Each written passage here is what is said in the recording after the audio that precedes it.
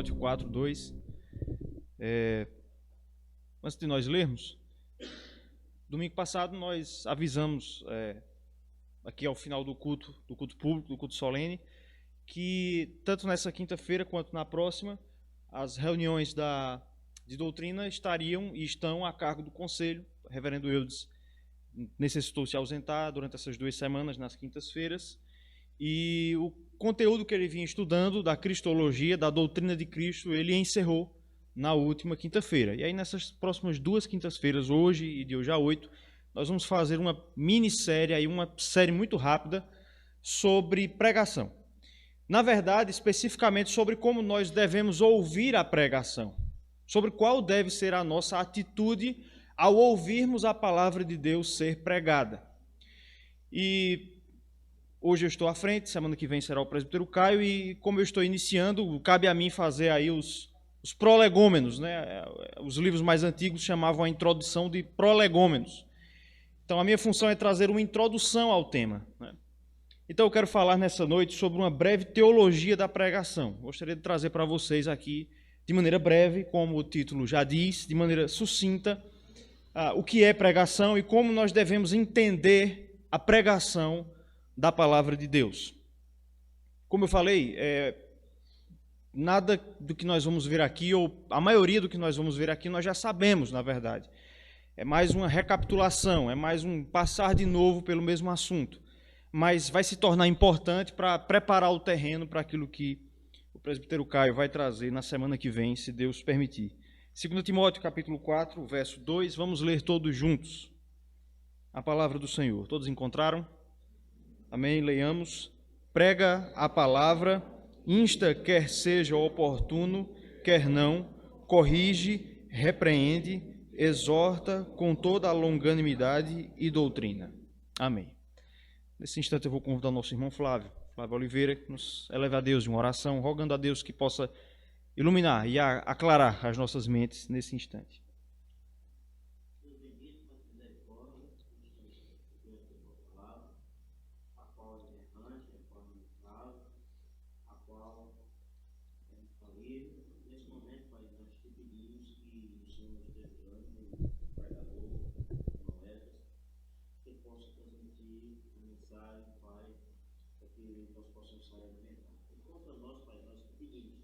Esteja abrindo os nossos corações para que nós possamos entender a tua palavra. Nós não somente possamos ser ouvintes, colocarmos em prática a tua palavra. É o que nós oramos em nome de Jesus. Amém. Amém. Muito bem, irmãos. Esse é o caminho que nós vamos tentar percorrer aí nessa noite.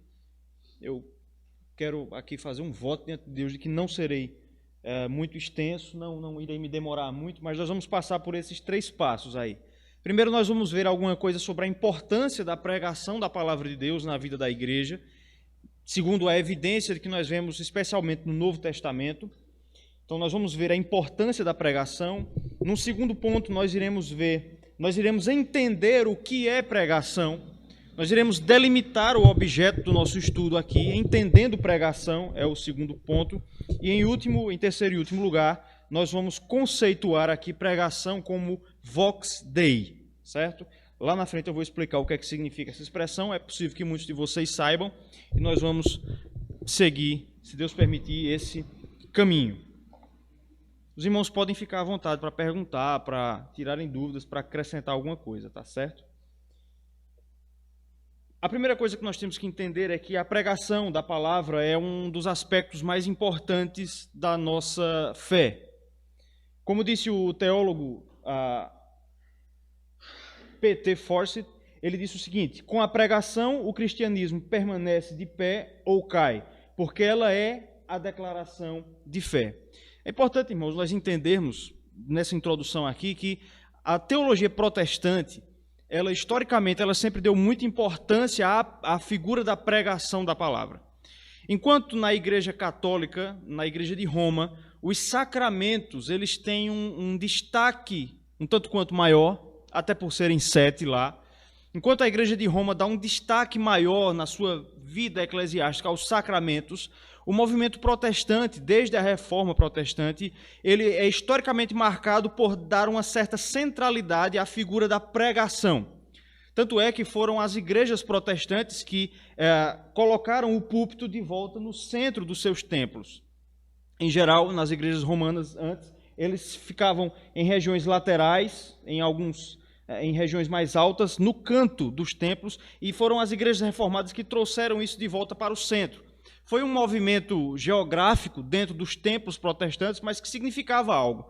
A retomada da pregação como sendo o aspecto principal da vida eclesiástica da igreja.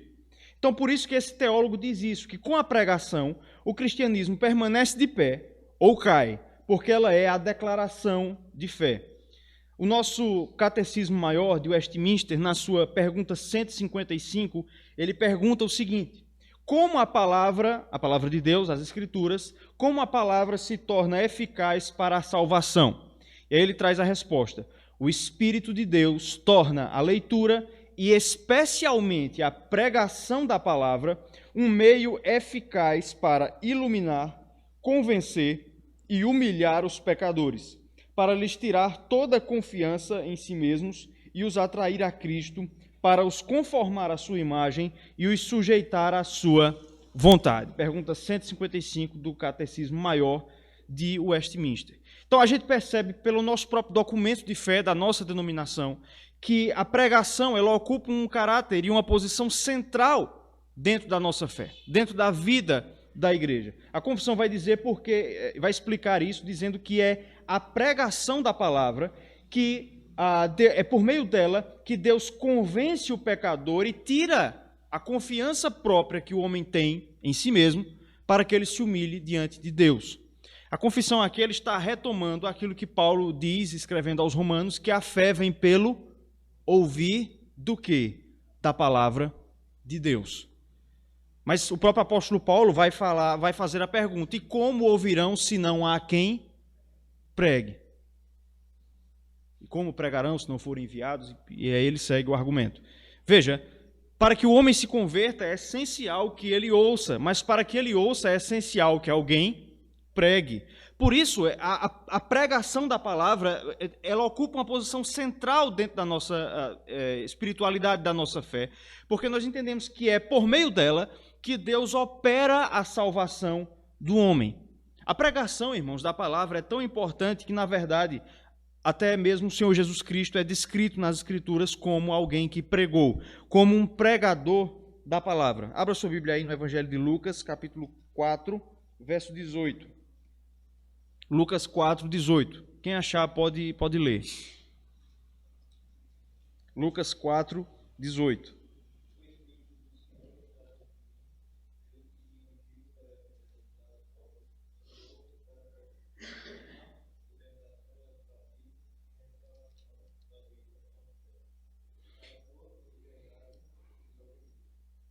Esse é o momento em que Jesus entra na sinagoga e ele abre a lei, e ele lê a lei, e ele lê aqui uma passagem do profeta Isaías, que é exatamente esse versículo de Lucas 4:18. Ele está citando Isaías. E aí a profecia de Isaías fala de que o Senhor está sobre ele, sobre aquele que está falando a profecia, e que o ungiu para evangelizar os pobres e para proclamar libertação aos cativos. Jesus lê aquela profecia, aquela passagem do livro de Isaías, e quando ele acaba de ler, a continuidade do texto vai dizer isso, ele vai dizer: hoje se cumpriu a escritura que acabais de ouvir. Ou seja, Jesus está se identificando, portanto, com aquele que Isaías previu, sobre quem estaria o Espírito do Senhor para o capacitar para evangelizar e para proclamar.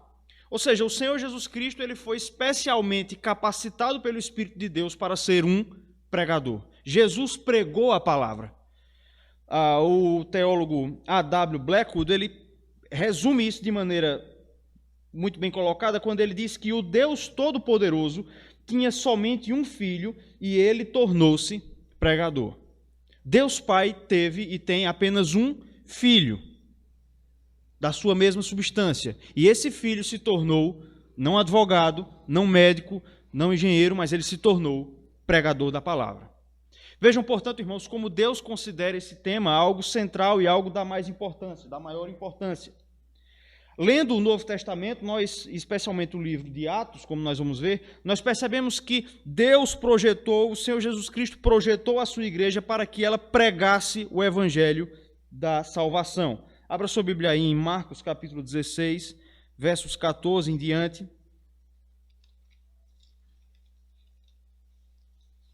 Eu quero ler essa passagem com os irmãos para mostrar isso. Depois eu vou distribuir alguns textos aqui para os irmãos.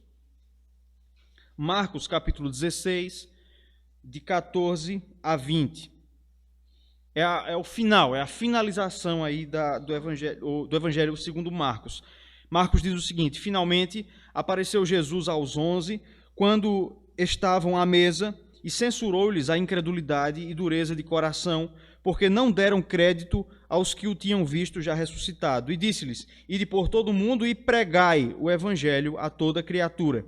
Quem crer e for batizado será salvo. Quem, porém, não crer será condenado. Estes sinais hão de acompanhar aqueles que creem. Em meu nome expelirão demônios, falarão novas línguas. Pegarão em serpentes e, se alguma coisa mortífera beberem, não lhes fará mal. Se impuserem as mãos sobre enfermos, eles ficarão curados. De fato, o Senhor Jesus, depois de lhes ter falado, foi recebido no céu e assentou-se à destra de Deus.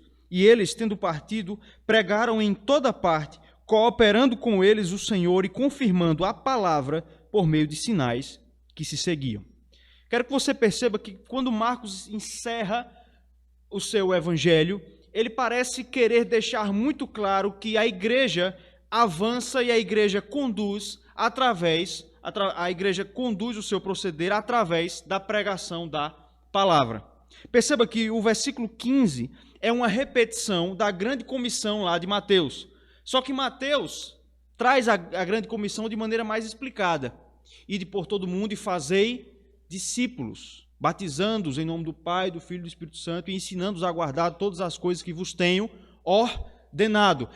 Marcos, como escreve um evangelho menor, ele resume isso na palavra pregai o evangelho.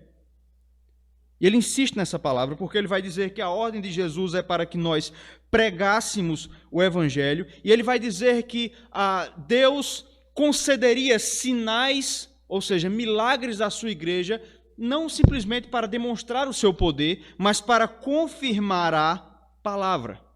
Essa é a razão pela qual, eu falava sobre isso na classe dos homens domingo passado, na época de Atos dos Apóstolos, da igreja primitiva, havia tantos milagres. Porque Deus fez isso para confirmar a sua palavra através dos seus apóstolos. Veja que o centro aqui, portanto, é a palavra. A igreja deveria pregar a palavra. O texto vai dizer no versículo 20 que o Senhor Jesus dos céus cooperava com eles na pregação da palavra e confirmava a palavra por meio de sinais que seguiam os discípulos.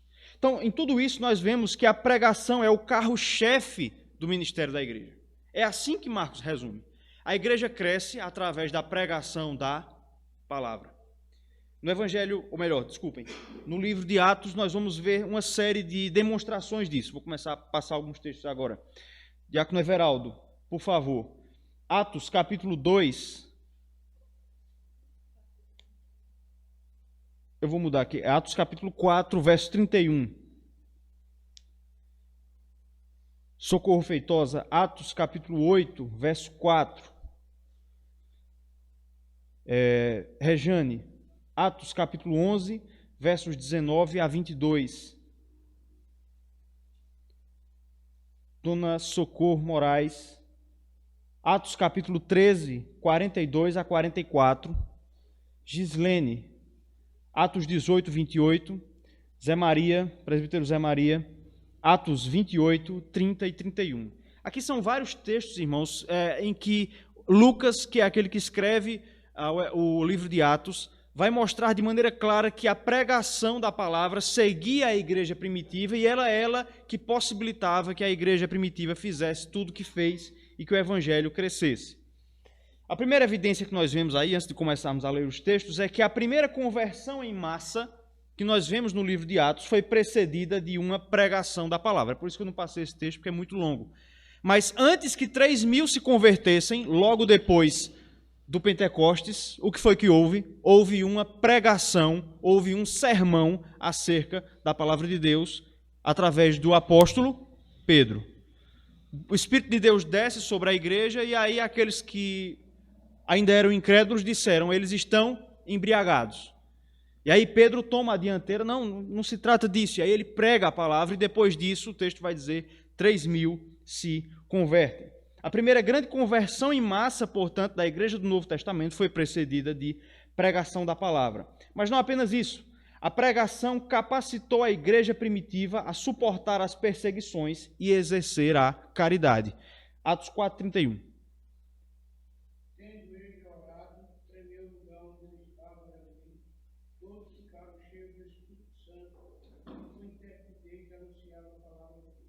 Esse é o momento exato depois que Pedro e João são libertos miraculosamente da prisão. Eles encontram a igreja que estava em oração por eles e quando eles percebem ali que Pedro e João foram libertos, eles são mais uma vez revestidos do Espírito Santo e pregavam com intrepidez. É a pregação da palavra que faz com que a igreja persevere diante das perseguições e exerça o amor, a caridade cristã. É a pregação que faz isso. Não apenas isso, a pregação também acompanhou o crescimento da igreja para além de Jerusalém. Atos 8:4, depois Atos 11:19 a 22.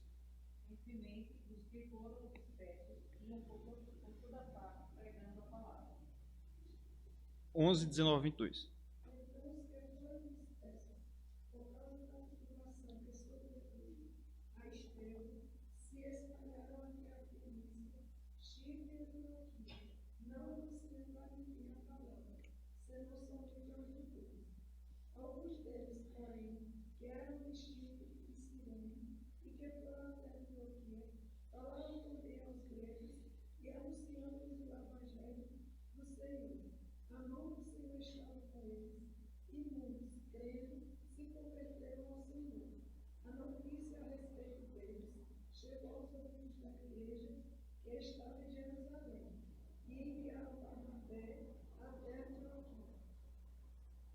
Esses dois textos mostram que a igreja primitiva ela saiu de Jerusalém, onde ela começa, e ela se expandiu através da pregação da palavra. É assim que a igreja crescia.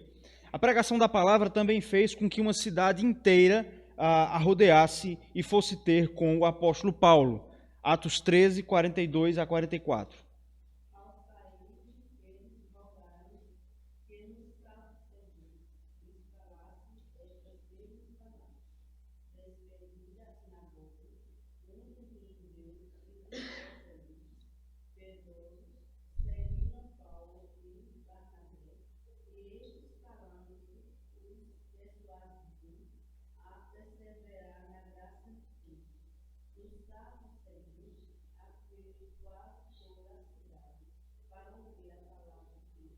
Esse é o momento em que o apóstolo Paulo está na cidade de Antioquia e, como era do seu costume, ele inicia o seu trabalho de evangelização na sinagoga pregando no sábado, no dia da guarda dos judeus. E aí ele prega um primeiro sábado na cidade de Antioquia e aí o pessoal chega e diz, olha, você poderia voltar aqui de hoje a 8 e pregar o mesmo sermão, não precisa mudar o sermão, o mesmo texto, o mesmo sermão. Posso. Na cidade seguinte, a cidade inteira... Aliás, no sábado seguinte, a cidade inteira estava lá. O texto vai dizer que a cidade quase inteira, uma cidade grande como era Antioquia, estava onde Paulo estava para ouvir a pregação da palavra. Como é que se enche igreja? Pregando a palavra. É óbvio que não é garantia de que a igreja vai encher instantaneamente, como aconteceu nesse caso, mas é o método que Deus entregou para que a igreja cresça. É através da pregação, do discipulado de pessoas.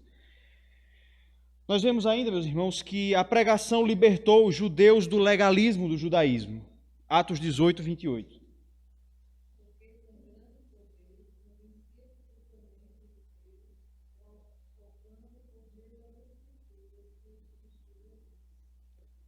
O versículo em questão fala sobre Apolo. Apolo era um judeu convertido, natural de Alexandria, e o texto vai dizer que ele, através das Escrituras, convencia os judeus de que Jesus era o Cristo. Então, foi a pregação da palavra que fez com que muitos judeus incrédulos, ainda presos à lei do Antigo Testamento, conhecessem a libertação, a liberdade que há em Cristo Jesus. Por último, a pregação fez com que o evangelho chegasse até a capital do império, a maior cidade do mundo à época, a cidade de Roma. Atos 28, 30 e 31.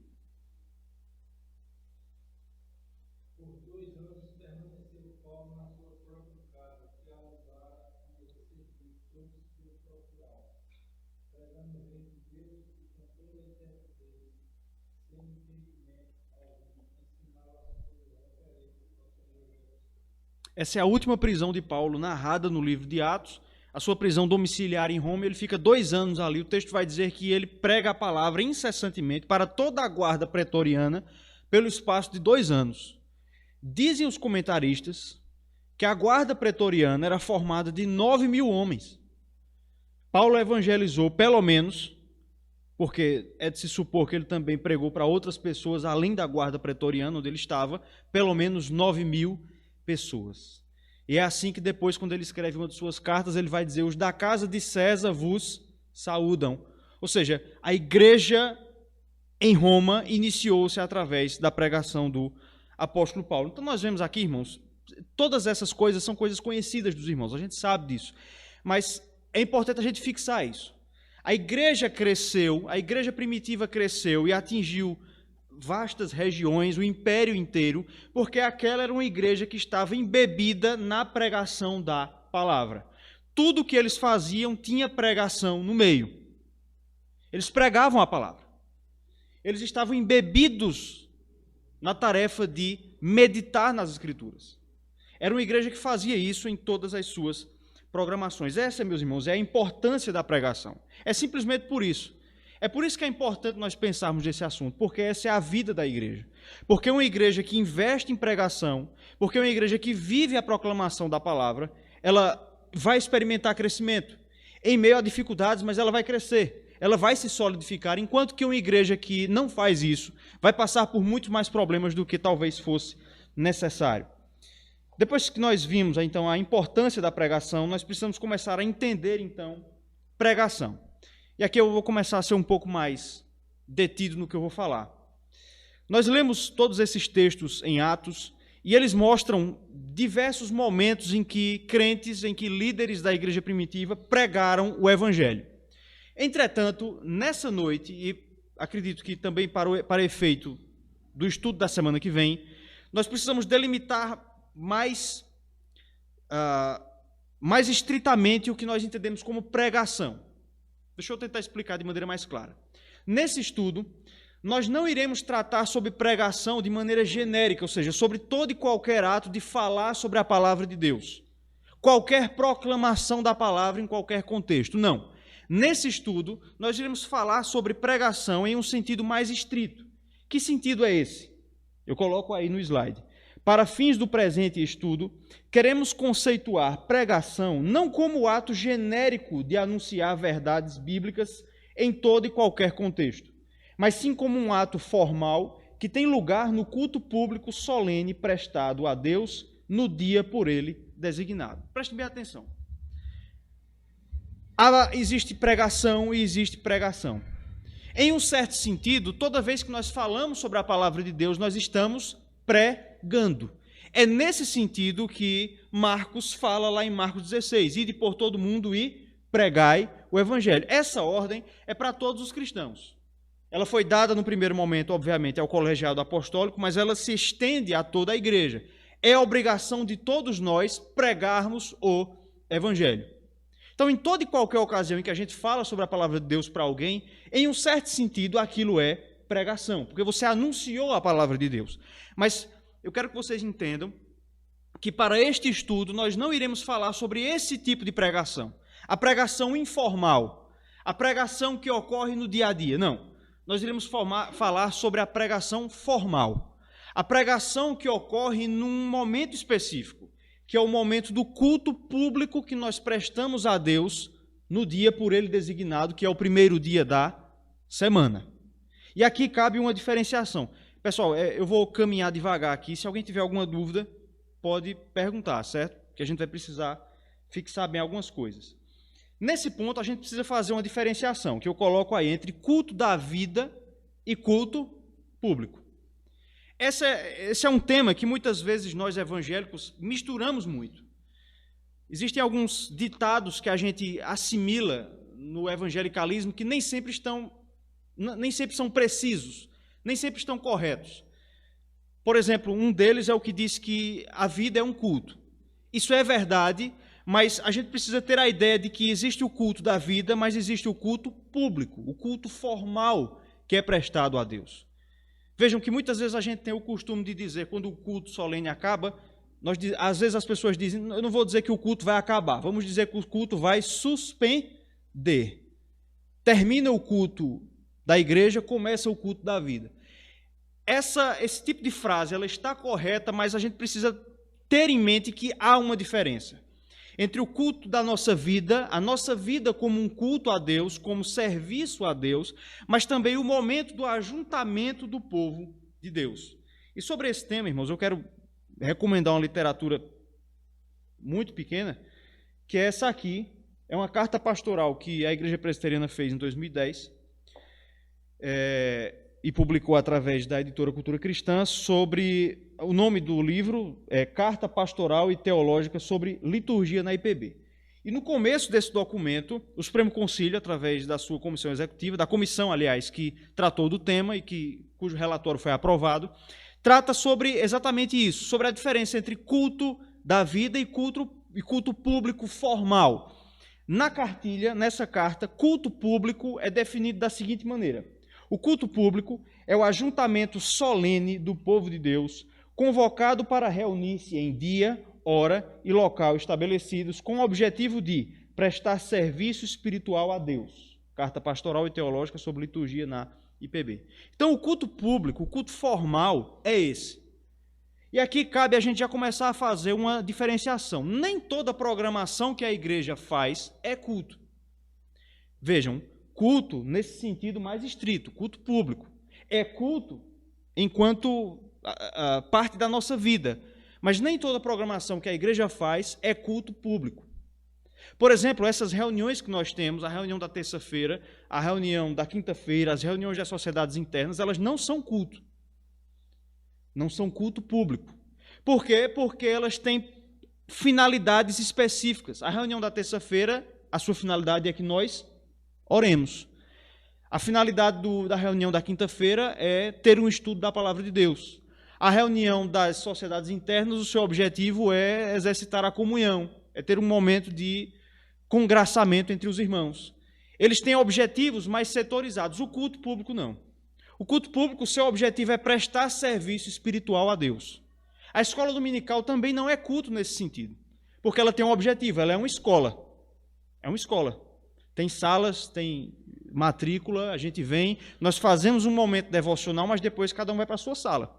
O culto público, portanto, é um momento em que o povo de Deus se reúne, se ajunta com um objetivo único, sem nenhum outro objetivo, de simplesmente prestar um serviço espiritual a Deus. No nosso contexto, culto público é o culto do domingo à noite. Esse é o culto formal. Ele não tem nenhum objetivo acessório. Qual é o objetivo do culto? Prestar culto. Adorar a Deus. Prestar serviço espiritual a Deus. Os irmãos estão entendendo até aqui? Vamos ver algumas evidências disso no Novo Testamento, certo? É importante a gente colocar isso. Vejam só. Desde os primeiros momentos da existência da igreja primitiva, os cristãos enxergaram no primeiro dia da semana, ou seja, no dia do Senhor, Apocalipse 1:10, não precisa abrir, o momento adequado para uma reunião especial de culto a Deus. Então eu vou pedir aqui para algumas pessoas abrirem. O Islane vai abrir em Atos 2:46. Paulo vai abrir aí em Atos 20, de 7 a 12. Eu vou pedir para a nossa irmã Adomilda abrir aí em Atos 20, verso 16. E o presbítero Valdeci, Atos 21, de 1 a 4. Prestem bem atenção em cada texto que for lido, certo? Pode ler, pode ler.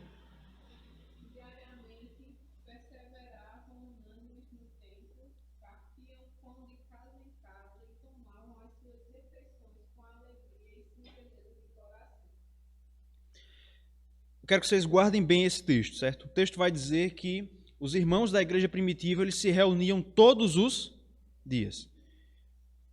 Dia a dia eles estavam reunidos. Guarde bem essa informação, certo? Paulinho, Atos 20, 7 a 12. No primeiro dia da semana, estando nós reunidos com o fim de partir o pão, Paulo, que devia seguir viagem no dia imediato, exortava-os e prolongou o discurso até a meia-noite. Havia muitas lâmpadas no cenáculo onde estávamos reunidos. Um jovem chamado Eu, que estava sentado numa janela, adormecendo profundamente durante o prolongado discurso de Paulo, vencido pelo sono, caiu do terceiro andar abaixo e foi levantado morto. Descendo, porém, Paulo inclinou-se sobre ele e, abraçando-o, disse: Não vos perturbeis, que a vida nele está. Subindo de novo, partiu o pão e comeu, e ainda lhes falou largamente até o romper da alva, e assim partiu. Então conduziram vivo o rapaz e sentiram-se grandemente confortados. Veja o que eu quero que vocês percebam, irmãos. Prestem bem atenção. O texto de Atos 2 diz que a igreja primitiva se reunia todos os dias.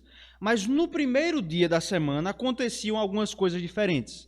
Vejam que foi exatamente no primeiro dia da semana que, na reunião da igreja, o apóstolo Paulo pregou uma noite inteira. Até o ponto que o texto vai dizer que o jovem Eutico, ou Eutico, né, o nome, pegou no sono, o sermão deu um certo sono, e aí ele cai da janela. Paulo vai lá embaixo, dá um abraço, mata leão no menino, ele torna a vida, pronto, vamos subir de novo que eu vou continuar até o final da noite. A ideia do texto aí é que Paulo queria aproveitar todo aquele primeiro dia da semana, que para os judeus findava-se com a alva, com a manhã. Então, vejam que nós percebemos por esse texto que, apesar de a igreja se reunir todos os dias, no primeiro dia era um momento em que eles viam a oportunidade de falar mais largamente sobre a palavra de Deus. Vejam outro texto interessante, Dona Adomilda aí, Atos 20, 16.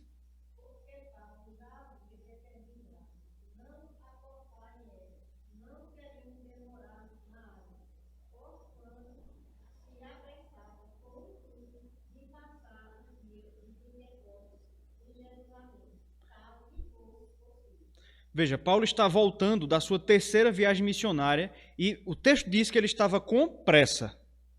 Ele estava com pressa porque ele queria chegar em Jerusalém a tempo do dia de Pentecostes. Guarde essa informação. Agora, presbítero Valdeci, 21, de 1 a 4. Por gentileza.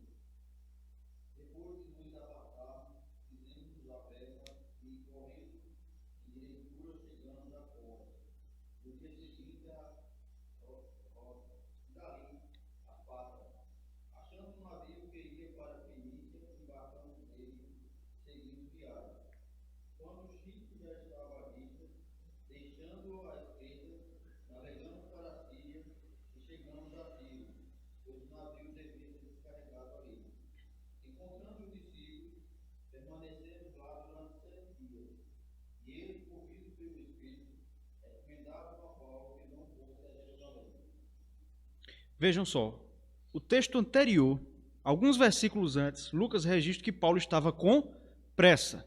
Mas quando ele chega a Tiro, o texto vai dizer que ele demora lá 7 dias. Que pressa é essa que você demora 7 dias no estadia? Por que Paulo demora 7 dias em Tiro? Provavelmente porque ele chega naquela cidade no segundo dia da semana e aí ele precisa passar 7 dias para poder se reunir com a igreja no primeiro dia da semana. Veja que Atos 2 diz que a igreja primitiva se reunia todos os dias. Ou seja, Paulo podia reunir a igreja de Tiro a qualquer momento. Era só ele chamar os diáconos, os presbíteros, olha, chama o povo, diz que eu estou com pressa, preciso ir rápido, preciso chegar em Jerusalém antes do Pentecostes, a gente faz uma reunião, faz um culto, e aí eu vou embora. Paulo não faz isso. Ele permanece 7 dias ali para poder se reunir com o povo de Deus no primeiro dia da semana. Esses textos, irmãos, e outros do Novo Testamento, quando, por exemplo, Paulo ordena à igreja em Corinto que fizesse a coleta dos donatários no primeiro dia da semana, no dia do Senhor, esses textos mostram de maneira clara que, apesar de a igreja primitiva se reunir todos os dias, eles tinham uma reunião especial que ocorria no primeiro dia da semana. E nesse dia, havia pregação da palavra de Deus de maneira mais extensa, mais detida. Então é desse momento que nós estamos falando. Pode falar, Everaldo. Justamente nós fazemos isso. Acontece aqui, muitas vezes, tudo que é dar uma vista é importante, e a igreja praticamente está reunida no domingo. Nós não vamos dar essa vista, não, porque durante a semana a igreja, pouca gente é o culto. Assim, no domingo mesmo, muitas vezes, eu vejo os presentes aí anunciando alguma coisa assim que é importante, porque a igreja de fato está reunida mais no domingo. Isso. Está cheio de domingo hoje, está mesmo. Se der alguma vista para dar, deixa para domingo, porque também não está todo mundo, né? Everaldo capturou bem a questão aí, porque é muito parecido com o que acontece hoje. A nossa igreja se reúne terça, quarta, quando tem sociedades internas, ontem mesmo teve, quinta, né, sábado, mas existe uma reunião especial. E todo mundo percebe. E a maior frequência que existe no domingo à noite é um sinal disso. É o culto do domingo à noite. Né? Qual é o culto que a gente vê mais arrumado? Domingo à noite. Né? É o culto que a gente vê com aquela roupinha melhor. Qual é o culto que a gente chama de solene? É o culto do domingo à noite. A gente veio com outra atitude para essa reunião. É uma reunião diferente. Então, assim, a gente precisa separar bem as coisas, certo? Então, vejam, a vida é um culto, mas há o culto solene. Há o momento em que a igreja se reúne no dia que Deus designou, no dia em que ela descansou para fazer isso, com aquela atitude específica de prestar serviço espiritual a Deus, de adorar o Senhor. E é nesse momento de reunião que havia um momento mais detido e prolongado de exposição e reflexão da palavra de Deus. Então vejam que Deus leva a questão da pregação tão a sério que ele designou um dia para que ela ocorra de maneira mais completa. Vocês entendem isso? Deus designou um dia, uma ocasião específica para que o povo de Deus se reunisse e ouça a pregação da palavra de Deus. A pregação pública, a pregação formal. Outra evidência, irmãos, de como Deus leva a sério a questão da pregação é que Deus designou, esse é um tema que a gente precisa amarrar muito bem, Deus designou também pessoas específicas para pregarem a palavra de Deus. Vejam só, lembre-se, nós estamos falando aqui sobre pregação no culto público. A Bíblia, obviamente, ela diz que todos nós devemos pregar o evangelho a toda criatura. Atos 8:4, o texto que foi lido, vai dizer que toda a igreja anunciava a palavra de Deus. É dever de todos nós pregar a palavra. No nosso trabalho, na escola, enfim. Mas no momento do culto, o Novo Testamento nos mostra que Deus designou algumas pessoas para pregarem o evangelho. Nos escritos paulinos, diz aí o slide, percebemos que havia um momento de exercício de pregação da palavra que era autoritativo e que, por isso, estava restrito a apenas algumas pessoas. E aí nós temos esses dois textos aí. Eu não vou ler para economizar um pouco de tempo, mas é preciso a gente tocar neles, que são 1 Coríntios 14 e 1 Timóteo 2. Esses são textos que vocês já devem ter ouvido falar e são textos, às vezes a gente foge um pouco deles, né, para não ter que explicá-los, mas que é preciso falar sobre eles. São dois momentos em que Paulo diz que a mulher deve permanecer calada. Salvo engano, em 1 Coríntios ele vai dizer que a mulher aprende em silêncio, e em 1 Timóteo ele vai dizer, não permite que a mulher fale nem exerça a autoridade de homem. Salvo engano, essa é a expressão que Paulo usa. E aí a gente precisa conceituar muito bem isso, porque ao mesmo tempo que Paulo diz estas coisas, o próprio apóstolo Paulo, na mesma carta, em 1 Coríntios 11, vai dizer que se alguma mulher profetizar, deve fazer isso com a cabeça coberta com o véu. Então, entende-se, portanto, que havia algum momento na vida da igreja em que mulheres falavam. Além disso, as 4 filhas de Filipe, está lá no livro de Atos, são chamadas de profetisas. E ainda por cima, o texto do livro de Atos registra um momento em que uma mulher de fato ensina, que é o caso de Priscila, que ensinou a palavra de Deus para um homem, para Apolo. Então, como conciliar todos esses textos? O melhor entendimento, irmãos, a gente não vai demorar muito nessa questão, é que o que Paulo está proibindo não é que mulheres falem genericamente. Ele não está dizendo que elas não podem falar nada, mas que elas não podem exercer autoridade através da pregação formal. Mulheres podem falar no culto, elas podem orar, elas podem ler textos, mas elas não podem pregar a palavra de maneira autoritativa. Por quê? Porque Deus designou que no culto público, no momento da reunião do povo de Deus, a palavra seja pregada de maneira autoritativa. E se você ler esses textos, você vai ver que Paulo coloca esse princípio na criação. Ele vai dizer, salvo engano, no texto de 1 Coríntios, que a igreja deve funcionar dessa maneira porque Deus criou primeiro o homem e depois a mulher. Ele vai chegar a dizer que a mulher foi criada por causa do homem e não o contrário. Então, eu quero que os irmãos percebam muito bem isso. A proibição que nós encontramos, então, no Novo Testamento é para a pregação pública, a pregação formal, no culto do domingo à noite, certo? Em outros momentos, elas podem exercer a palavra em momentos em que não haja exercício de autoridade. Os irmãos entenderam isso? Mas isso, meus irmãos, apesar de não ser o tema que nós estamos tratando aqui, já mostra que Deus revestiu o momento da pregação da palavra de uma certa especialidade. Ele deseja que algumas pessoas apenas façam isso, pessoas sobre quem ele colocou a autoridade. Quem são essas pessoas? São aquelas que Paulo vai chamar de bispos, pastores ou presbíteros. Abram aí em 1 Timóteo 3, 2.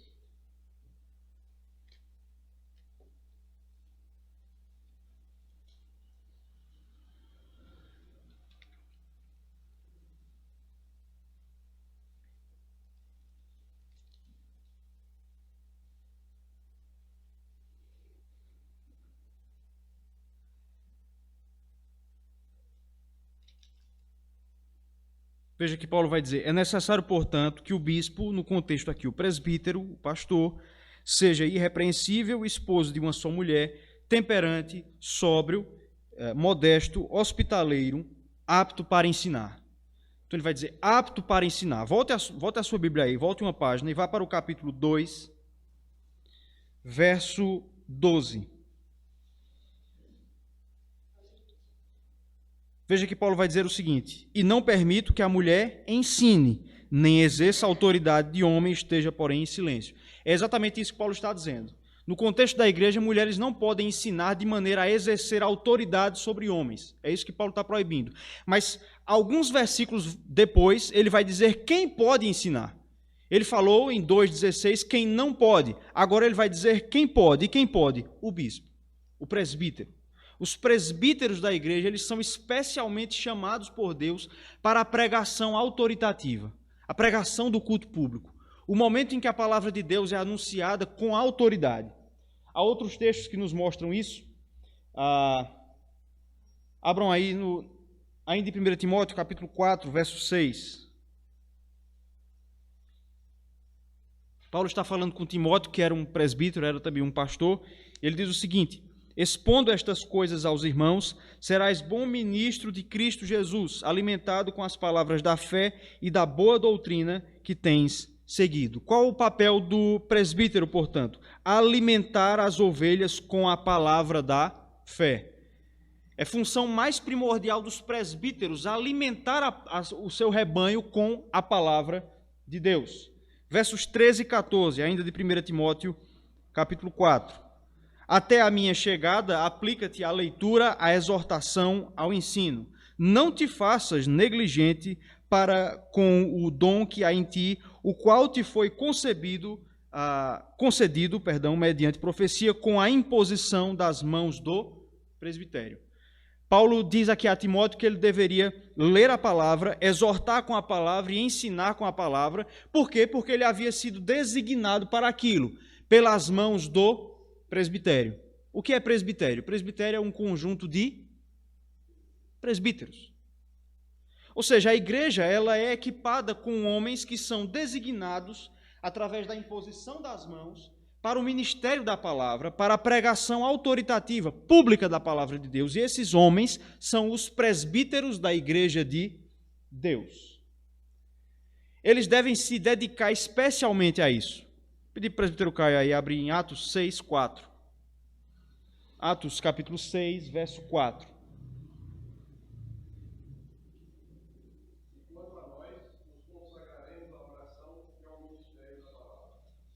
Veja, esse é o momento em que surge aquele...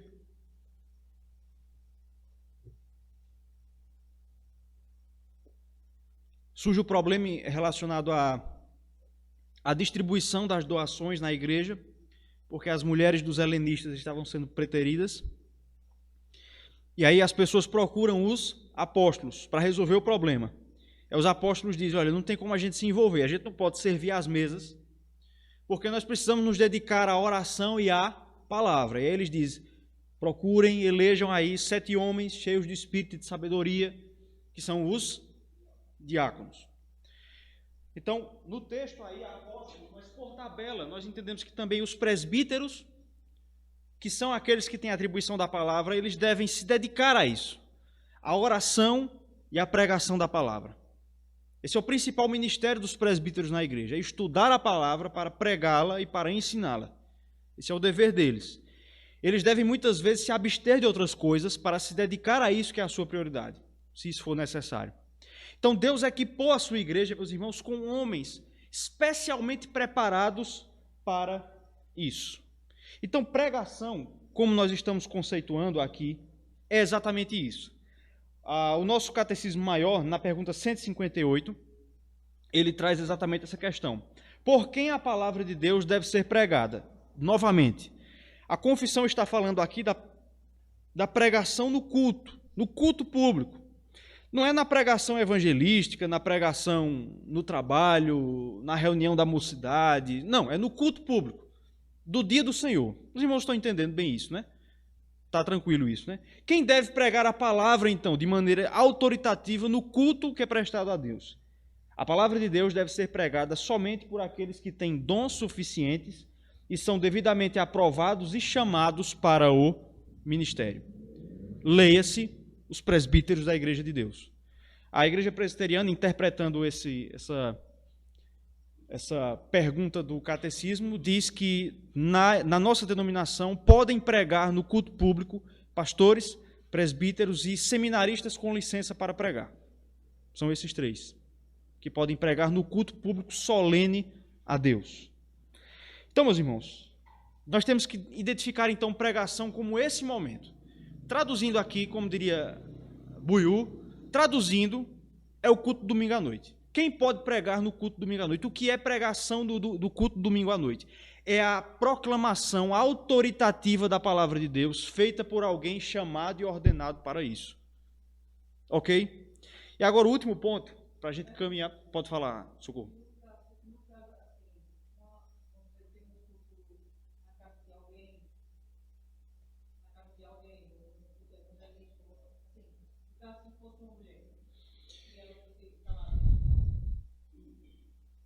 Veja, parafraseando Caio, essa é a pergunta que eu estava torcendo para ninguém fazer, né? Veja, Socorro, eu vou tentar responder de uma maneira que fique clara. A grande dificuldade é que tudo isso que nós vemos na igreja primitiva não é exatamente a realidade que nós temos hoje. Então a gente precisa pegar o modo como a igreja funciona hoje e tentar aplicar os princípios do Novo Testamento a essas situações. Porque, de fato, o Novo Testamento não vai regrar minuciosamente cada situação da igreja. Se eu chamar alguém para tomar um chá na minha casa, quem é que pode pregar dos dois? O Novo Testamento não vai regrar especificamente essas situações. Então, a gente vai ter que completar com os princípios que o Novo Testamento traz. O que eu posso responder é o seguinte: se essa reunião é a reunião regular que o povo de Deus faz no primeiro dia, onde há uma pregação autoritativa da palavra de Deus, a resposta é não. Mas se essa ocasião é uma ocasião devocional, não é um culto, é um momento simplesmente de comunhão entre os irmãos, não tem o caráter de culto, e essa palavra que vai ser dada não é uma palavra autoritativa, é muito mais uma reflexão, um compartilhamento da palavra de Deus, aí eu acredito que não há restrição. Exatamente. Muito embora, eu acredito que deve haver o cuidado para que não se infrinja o princípio que Paulo coloca, ou seja, de que mulheres não exerçam autoridade sobre homem. Então, o contexto da escola dominical, na sala das mulheres, você pode ter professoras, porque as alunas são todas mulheres. Na classe de homens adultos, é claro que no departamento infantil é outra realidade, são crianças, né? Mas se na classe houver homens adultos, se aquele momento de ensino for um ensino autoritativo, e aí vai muito do contexto para você interpretar cada situação, o melhor é que seja um homem. Mas, assim, eu só estou querendo deixar claro que é muito de caso a caso. O Novo Testamento coloca regras gerais que você não pode ignorá-las, mas elas não é um manual, certo? Você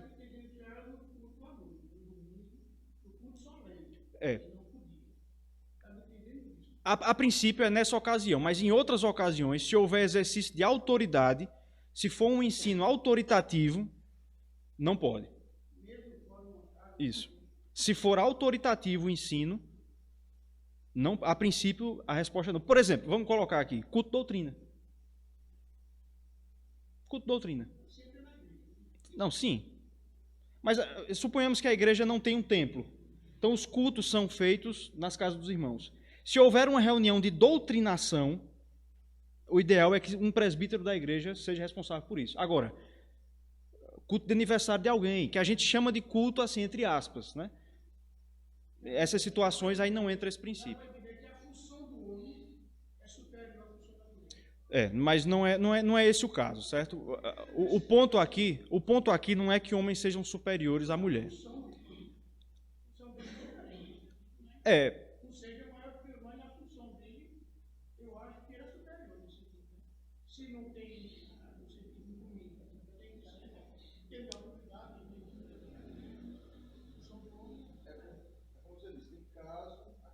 Vai caso a caso. Vai de caso a caso. Por exemplo, nós temos congregações e lá nós temos uma missionária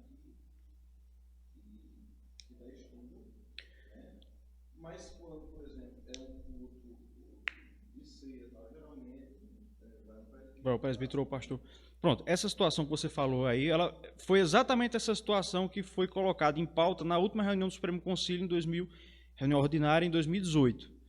E aí o Supremo Concílio definiu que mulheres podem pregar no culto público, sempre a gente tem que delimitar isso, quando não houver nenhum oficial presente. Então, é uma situação excepcional, que acontece exatamente nas congregações. Então, mulheres que tenham essa capacidade, o preparo para isso, podem fazer, segundo a IPB, nessas condições excepcionais. Mas, vejam bem, a gente precisa amarrar muito bem isso. Vai muito de caso a caso. Se houver exercício de autoridade, aí não pode. Mas se for simplesmente um momento devocional, uma reflexão, não há esse problema. Para trazer um exemplo prático, a mocidade da nossa igreja esse ano está trabalhando um livro. E aí, cada reunião devocional, alguém traz uma reflexão em um dos capítulos do livro. E eu acho que os dois primeiros, inclusive, foi o Islã que trouxe. Mas não são momentos autoritativos. Não é um momento de pregação, de doutrinação. É um momento, na verdade, de uma reflexão, é um momento reflexivo. A pessoa está compartilhando ali, na verdade, o ensinamento que aquele livro traz. Então, assim, não tem como você traçar uma regra, uma linha e resolver todos os problemas através disso. Certo, irmãos? Pode falar, Aurélio.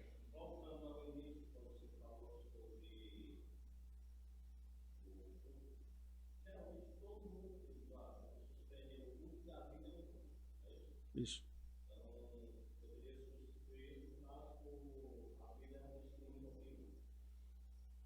É uma opção. Seria a palavra mais exata, vamos dizer assim. Muito embora que, veja, eu não estou dizendo que a vida não é um culto, ela é um culto, mas talvez a melhor forma de dizer, irmãos, encerra-se o culto solene e retoma-se o culto da vida. O ponto é que a gente tem que diferenciar. Que é o testemunho, que é a nossa vida aí fora. Pode falar.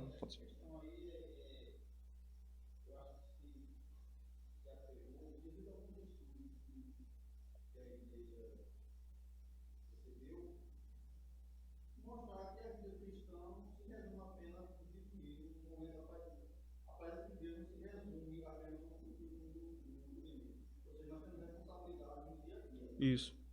Perfeito.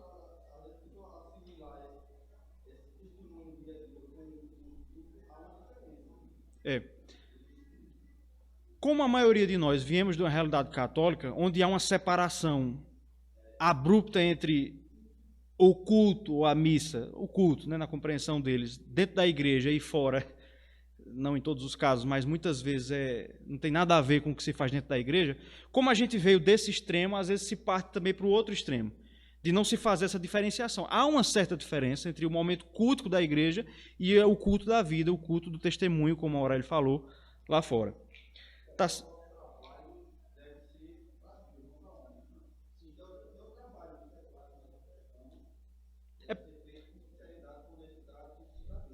Paulo vai dizer que se nós comemos ou bebemos, é para a glória de Deus, né? Então, tudo que nós fazemos, na verdade, é fruto do nosso culto a Deus. Mas dentro desse culto geral que é a nossa vida, há um momento especial, quando a igreja está reunida para cultuar a Deus de maneira solene no dia que Deus designou. Vencido esse ponto, ou seja, delimitado o que é pregação, então, a gente precisa entender aí a questão de pregação e vox dei. Vou tentar caminhar rápido aqui. Uma das palavras hebraicas para designar o profeta no Antigo Testamento era nabi, que significa alguém que põe para fora, que anuncia, que proclama. Vou pedir para alguém aí, ou melhor, seguindo a sequência aí. Diogênio, abre aí em Jeremias capítulo 1, verso 9, e Edmilson, Lucas 3, 2.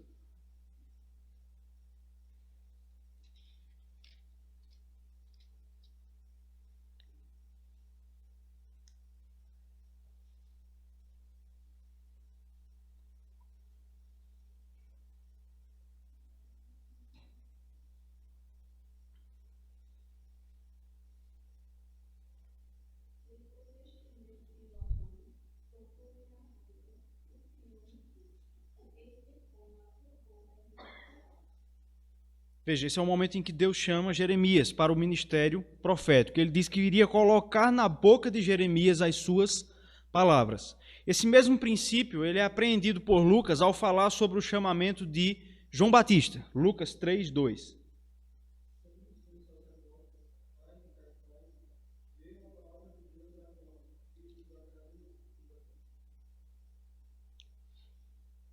Deixa eu ir para lá. Todo estudo eu tenho que botar uma referência errada. 3.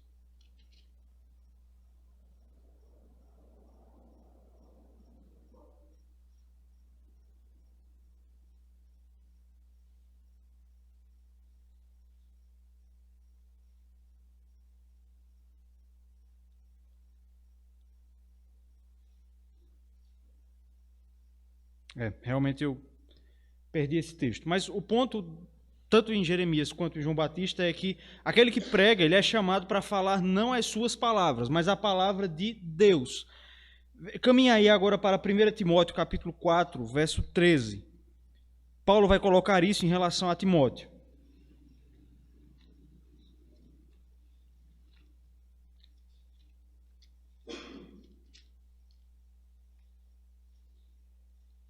Primeiro Timóteo 4, 13. Quando Paulo vai dizer o seguinte: até a minha chegada, já lemos esse texto, aplica-te à leitura, à exortação, ao ensino. Veja que Paulo coloca 3 coisas aqui que Timóteo deveria fazer. Ele deveria ler a palavra, exortar com a palavra e ensinar. Vejam aqui que Paulo ele basicamente resume um sermão expositivo, que é ler a palavra, expor a palavra e aplicar. Ler, no texto aqui, ensinar e exortar. Então veja que o pregador, aquele que prega, ele não trabalha com as suas palavras, mas com a palavra que Deus coloca na sua boca, que no caso aqui são as Escrituras. Ele deve ler essa palavra. É interessante que na época aqui poucas pessoas sabiam ler. E o grego koiné, as palavras não tinham espaços entre elas, era tudo junto. Então, para que as pessoas entendessem a palavra, era necessário que alguém lesse, porque ele ia fazendo as pausas entre as palavras. E é exatamente isso que Paulo está dizendo a Timóteo. Ele deveria ler a palavra para as pessoas e com a palavra ele deveria ensinar e exortar. É um sermão expositivo. Você pega uma passagem, pregação é isso. Você pega uma passagem das Escrituras, lê, explica e depois aplica. Sermão expositivo é isso. Lê, explica, aplica. Ou seja, o trabalho do pregador não é falar de si mesmo, mas é falar da palavra que já foi revelada por Deus. E como consequência, quando a palavra de Deus é pregada fielmente, é como se o próprio Deus falasse direta e audivelmente ao seu povo. Então, eu vou pedir agora para o diácono Igno aí abrir aí em 2 Coríntios 5:20 e Augusto em 1 Pedro 1, 10 e 11.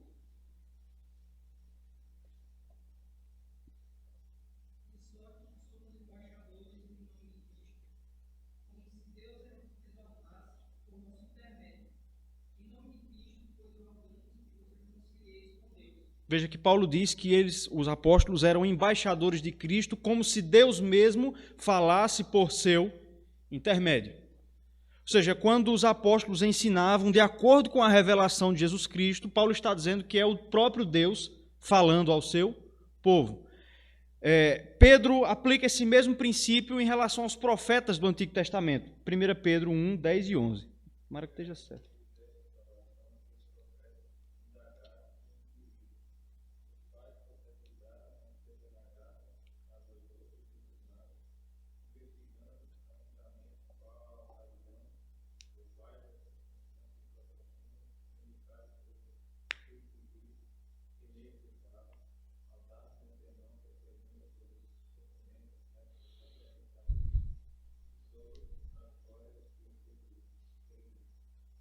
Veja que Pedro está dizendo que os profetas do Antigo Testamento, quando pregaram, na verdade, quem estava neles? O Espírito de Cristo, e era o Espírito de Cristo que indicava as circunstâncias que eles deveriam pregar. Ou seja, Pedro está dizendo que quando os profetas do Antigo Testamento pregavam, na verdade, Cristo é que falava através deles por intermédio do seu Espírito.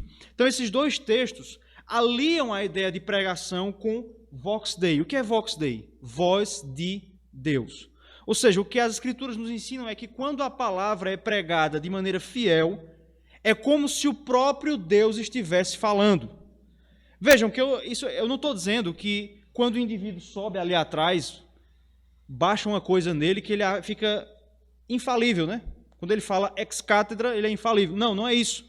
Mas quando ele prega a palavra corretamente, interpretando bem os textos e falando fielmente, é como se, na verdade, o próprio Deus falasse através dele.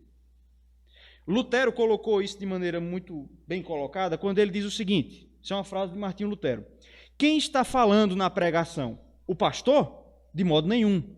Vocês não ouvem o pastor. A voz é dele, claro, mas as palavras que ele emprega são, na realidade, faladas pelo meu Deus. Lutero disse isso.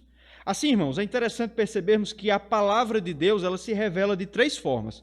A palavra encarnada é o Senhor Jesus Cristo. A palavra escrita, as Escrituras. E a palavra proclamada é a pregação. Ou seja, irmãos, através da pregação da palavra, e de uma maneira mais especial, no culto público, no dia do Senhor, através de alguém chamado para isso, quando a palavra é proclamada, Deus faz ouvir a sua voz. João Calvino, falando sobre o tema, disse o seguinte: é certo que se vamos à igreja, não ouviremos apenas um homem mortal falando, mas sentiremos que Deus, por meio do seu poder secreto, está falando à nossa alma. Sentiremos que Ele é o professor, o Senhor. Ele nos toca de tal forma que a voz humana entra em nós e nos favorece, de modo que somos revigorados e alimentados por ela. Deus nos chama para si como se estivesse falando por sua própria boca e pudéssemos vê-lo ali em pessoa. Então eu quero que vocês percebam a seriedade da pregação, irmãos. Quando nós, como povo de Deus, nos ajuntamos e ouvimos a palavra de Deus, é Deus que nos fala. É o Espírito de Cristo que nos fala. Não é o indivíduo que está ali. Você deve esquecê-lo, ele deve desaparecer. Mas é o Espírito de Cristo que fala através da sua palavra pregada. Teve um pregador chamado George Whitefield, foi contemporâneo de John Wesley, ali século XVIII, algo por aí, e ele diz a história que um dia ele foi pregar numa casa, ele foi convidado para pregar numa casa, e quando ele foi assumir, ele percebeu que tinha um senhorzinho lá atrás que estava quase dormindo. E aí ele, no começo do sermão, por educação, ele começou falando baixo, para não acordar o senhor. Mas aí, depois de uns minutos, ele mudou de ideia e ele falou isso aí. Se eu tivesse vindo a vocês para lhes falar em meu próprio nome, vocês poderiam repousar os cotovelos nos joelhos e a cabeça nas suas mãos e adormecer.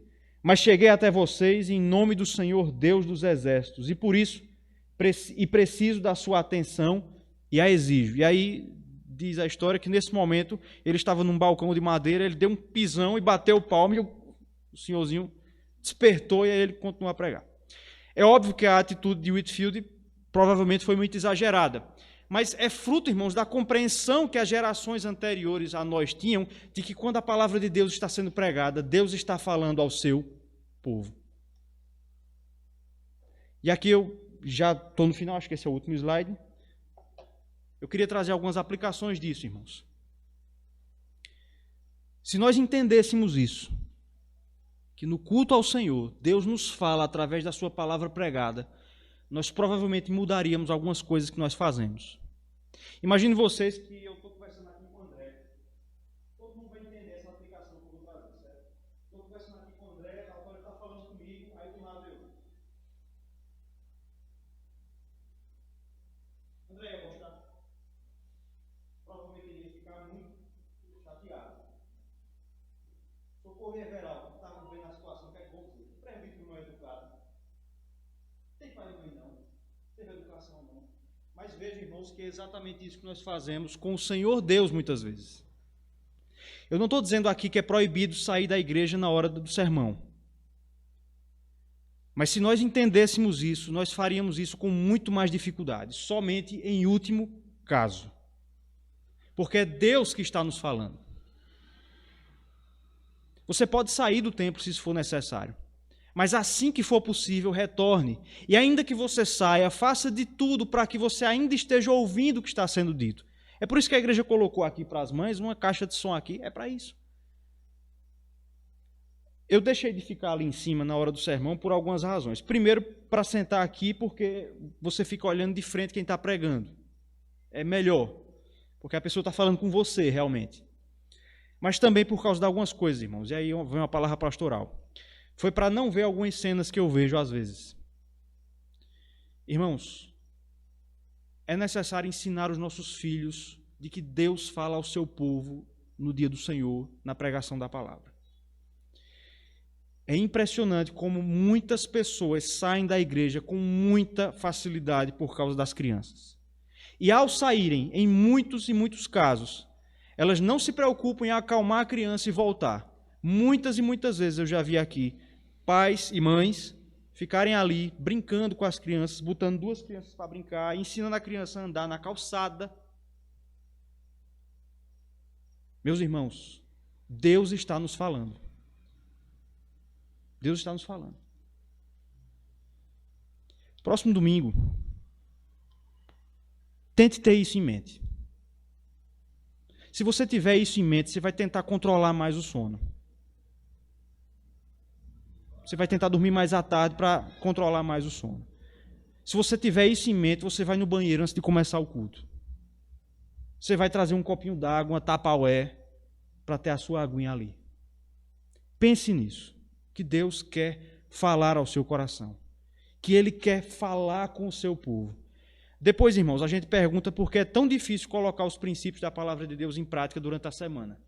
Talvez é porque nós não estamos ouvindo a voz de Deus no dia que Ele designou para que nós a ouçamos. Tenho certeza que a gente vai entrar nesse assunto semana que vem, mas eu queria pincelar isso. Deus quer falar ao seu povo. Ele quer que a sua palavra seja pregada, especialmente no seu dia.